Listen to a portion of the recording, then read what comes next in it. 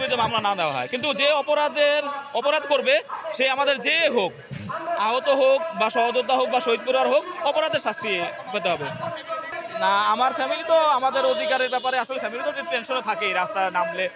পরিবার একটু চিন্তিত থাকে যে কি হয়, কারণ এখন পর্যন্ত নিশ্চিত না, ফ্যাসিবাদের শক্তিগুলো এখন পর্যন্ত চারদিকে ঘোরাঘুরি করতেছে, তো ফ্যামিলি তো একটু আতঙ্কে আছেই। আমি যেমন আপনার গত শুক্রবারই আমরা বৈষম্য বিরোধী আরও যারা আছে সব ছাত্ররা মিলে আমরা মোহাম্মদপুরে যে আপনারা ক্রাইমের ব্যাপারটা দেখছিলেন, আমরা থানায় 72 ঘন্টার একটা আলটিমেটাম দিয়ে আসি যে এখন তাদেরকে আমরা জানাইছি, থানাও বলতেছিল, ওসি ছিল ইফতেখার সাহেব, উনিও বলছে যে সর্বোচ্চ সহযোগিতা করবে এই আমাদের হুমকির ব্যাপারগুলোতে, সেই ব্যাপারগুলোতে।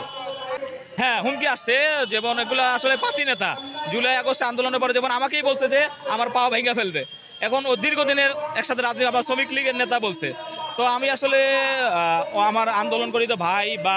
মনে করেন যে অন্য বৈষম্য বিরোধী তারপরে যারা আমাদের সহযোগী আন্দোলন করছে